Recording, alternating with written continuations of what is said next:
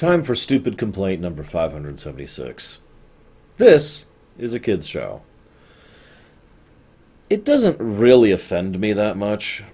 Not yet. I mean, we're on episode 4. But that was a weird sentence to say with regards to Star Wars. We're only on episode 4. I talked about this several times when it came to the Clone Wars stuff. It kind of irritates me how much these shows are designed for kids. I've said this before and I'll say this again. It's possible to have a kids show and not have it be a kids show, if you know my meaning. And I feel like too much of the latter tends to sneak into both of these shows.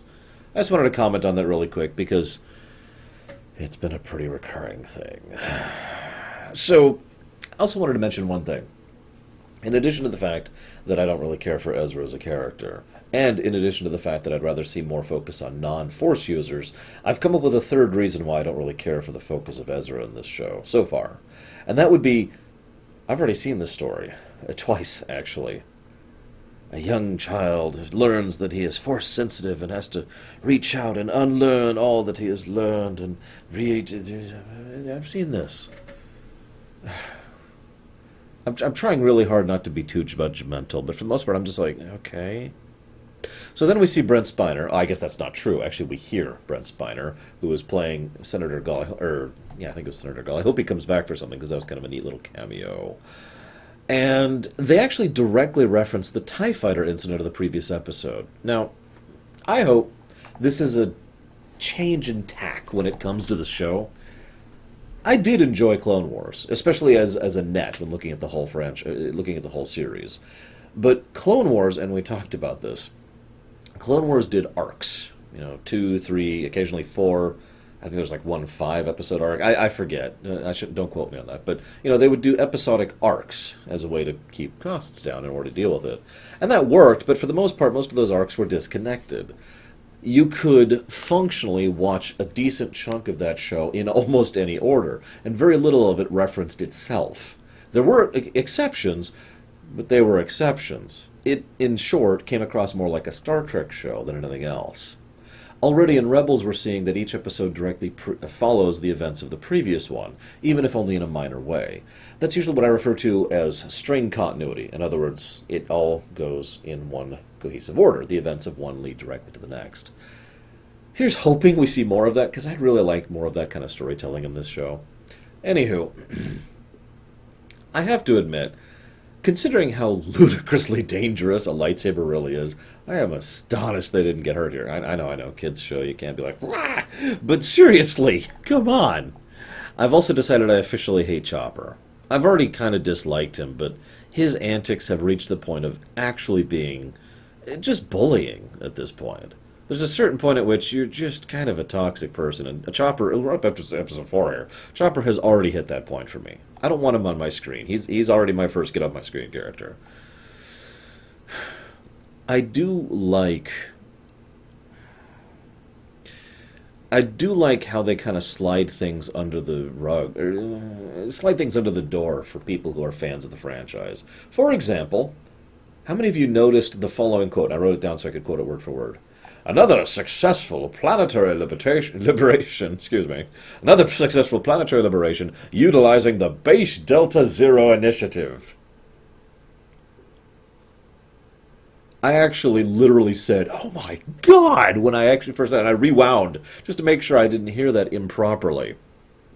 In the off chance you don't know what that is, Base Delta Zero is a code which goes back to the Old Republic times and was carried forward into the Galactic Empire times. It's one of the only naval codes in the military that never changes, just to make sure there can be no possible misunderstanding or miscommunication. There's only one reason you ever call for a Base Delta Zero, which I don't have the exact quote in front of me, but it's basically the total annihilation of everything on a planet. It's glassing it. It's just bombarding it until there's nothing left. The complete denial of droids, assets, personnel, everything. Yeah! That's horrible. So there's this bit. Now I want to talk a little bit. And the episode doesn't say this, but I'd like to think. Let's rewind a second. One of the reasons in both continuities that Vader and Palpatine ended up detecting Luke was because Luke started using the Force to a larger and larger degree. And obviously, the battle at Yavin was a significant point there because Vader was literally right there next to him. But you get the idea. That's how both of them were able to detect him. And this is actually something that became a plot point over in the EU. I don't know if that's ever really come up in the AU. But the point being, they were able to notice someone was using the Force.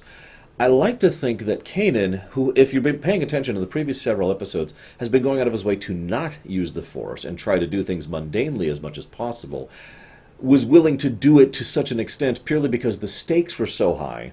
In other words, that he and other Jedi were trying to limit their Force usage specifically to prevent Vader and the Emperor from detecting them. Because that makes perfect sense to me, and I like the way that goes. I don't know if that's actually canon, or if it ever comes up. I just like that, because, again, Ezra even calls him out on in this episode. He says, "You're just going all out." And Kanan's like, "Well, yeah, the stakes are larger than you realize." Poor Unduli, by the way. Oh my god. That's messed up, isn't it?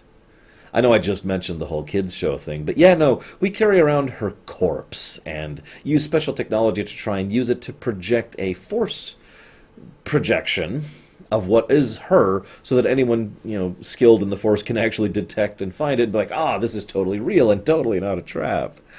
Yeah, that's messed. I like the Inquisitor so far. This is basically his first real appearance. I mean, he showed up for like 10 seconds in the first episode. But this is his first real showcasing. And I swear it's not just because of Jason Isaacs.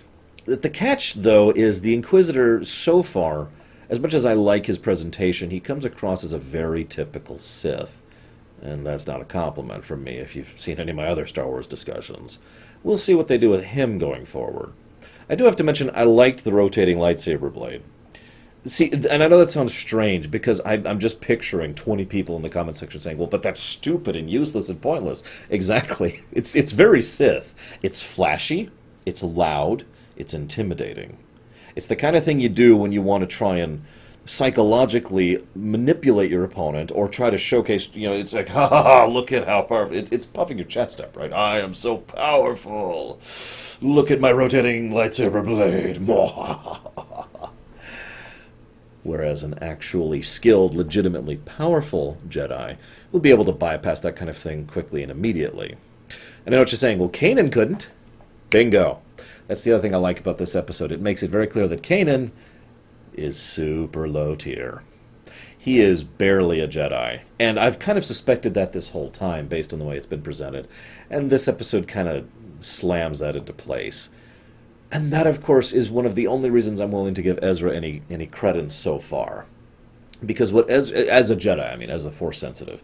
Because Ezra, he doesn't have an Obi-Wan.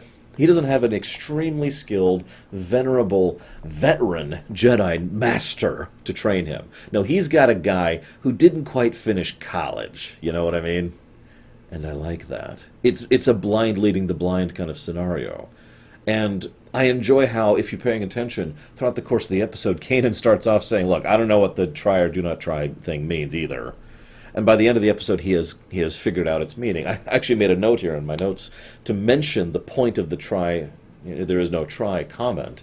But he himself states it by the end of that episode very clearly, showing that he's got a little bit of an idea of that. We may fail, but we will not try. I like that. I like that. This is growing on me. One final note before I really comment on this. It's funny that the Inquisitor is weirdly competent. He even mentions, there's another option. You could go to the dark side. And Ezra says, I've never even heard of it. Something about that actually really amused me, because, why would he have? The Jedi and the Force were widely known. After all, they've been part of history and politics and literal governmental affairs for millennia at this point, or whatever stupid timeline we're coming up with at this point. So everyone knows about the Jedi. But the dark side, well, that's a lot rarer, isn't it? Especially specifically because of the Jedi. And since Kanan himself has never actually said anything about, the dark side to Ezra, what the heck is the dark side? Something about that just appealed to me. I hope it comes up in the future. So, I also wanted to comment on the weird competency and incompetency of the Stormtroopers. I know they're droids, I get it. They're pathetic, whatever. But there's this scene where several Stormtroopers come through and they're waiting for the elevator. Elevator doors open. And they immediately open fire. That's competent. That's exactly what they should do. Too many times in fiction, someone will be like, aha, and they're intending to kill, and for some reason they won't fire immediately, even though they're actively, their goal is the death of the thing they're shooting at. And then, of course, to show the exact contrast of that, when the two manage to force lift the Jabba door, I mean the bay door at the end there, all the stormtroopers are like, all right, and they pose for a few seconds like, ha-ha! Then they start firing, and of course they don't hit anything. Good thing those were droids instead of real troops. I mean, that might have been dangerous. Anyways, still kind of net positive so far. I will see you guys next time.